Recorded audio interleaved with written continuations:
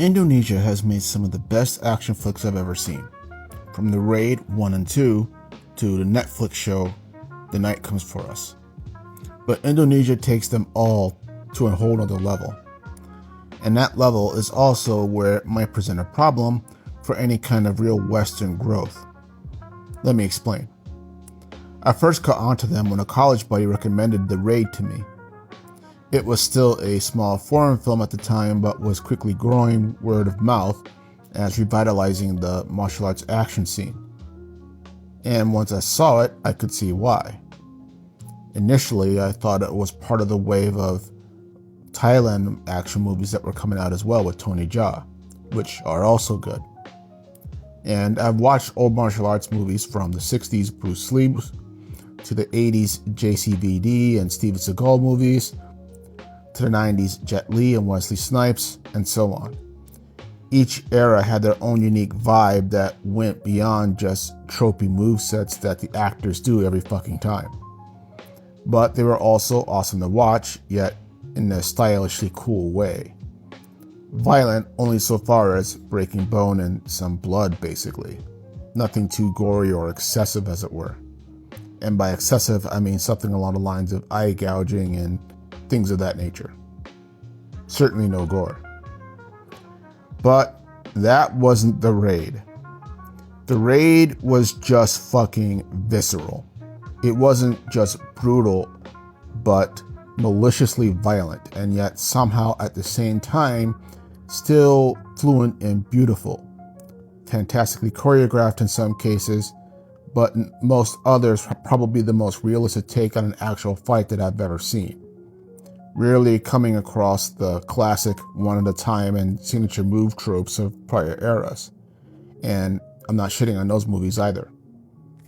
Though it wasn't the first Indonesian action film ever made, I think it was the first one that communicated to Western audiences the consequences and brutality that martial arts can bring. A lot of this, of course, should be chalked up to the inherent attributes of Silat and the athletic and martial arts prowess of all the actors in those films.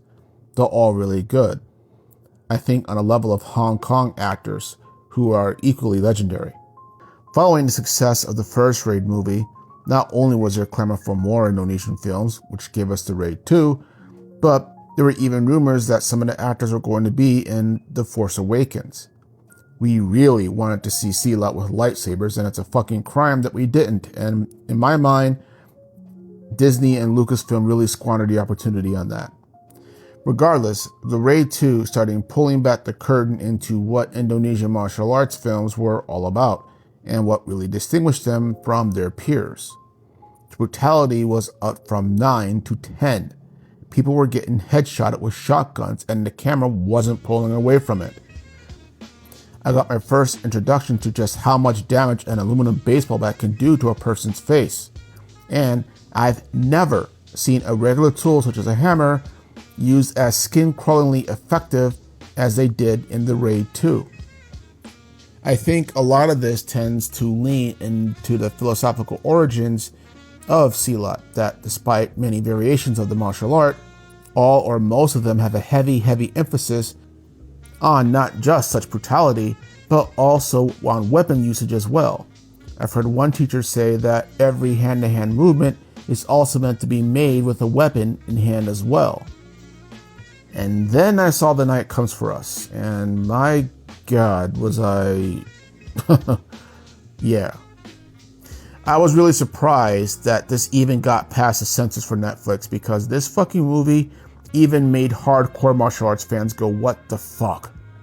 The streaming movie did not hold back at all on a level of violence, and now taking that level 10 to level 12. And while it got a lot of praise for its action and storytelling, so did it too get a lot of criticism for its escalated level of violence. It did include gore, and I know, coming from the Americans, that that's laughable and hypocritical, but here we are. Enter now the potential and problem for the industry's growth here. Now, the potential for Indonesian martial arts movies here is much better than it was even 10 years ago, thanks to streaming and even YouTube. Yes, the networks are a pain in the ass to deal with, But the fact remains that producers can simply bypass theaters if they think they're going to get too squeamish over the violence aspect. And there is a renewed interest in martial arts overall, but not just classic ones such as karate, kung fu, and even Muay Thai and MMA, but also alternatives like the aforementioned Silat, Krav Maga, Kali, and other little-known variants that are now getting some press. The problem lies essentially in the honesty of the violence. In my opinion, I think Western media over the last 50 years has conditioned us for generations into being able to handle a kinder, gentler violence, if you will. Anything too realistic just gets censored out or strongly hinted at, or it gets a hard R rating so that only a certain few will ever see it. The Indonesian film industry doesn't allow us that luxury, however, showing the reality that in fact had really always been there. Now, this isn't to take anything away from great shows like Cobra Kai or even some of the Marvel shows like Daredevil and The Punisher, which also have brutal and very gritty martial arts in them as well. But the fact remains that largely most of these shows were still sanitized.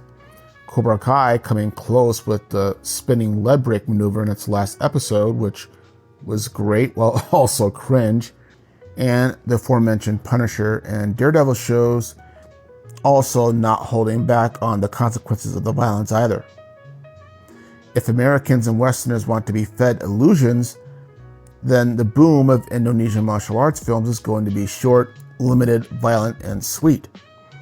There is still some hardcore fans like myself, of course, but the casuals will come away thinking, what the hell did I just watch? An action movie or a body horror flick?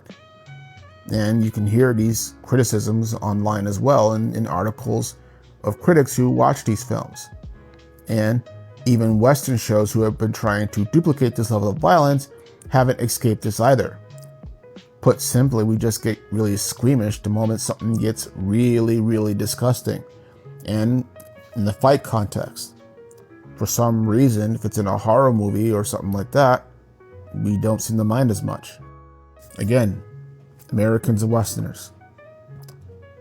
Anyhow, I think it's possible that as the industry develops and evolves, as it has in Japan and China, that the streaming service has changed the game in terms of public access.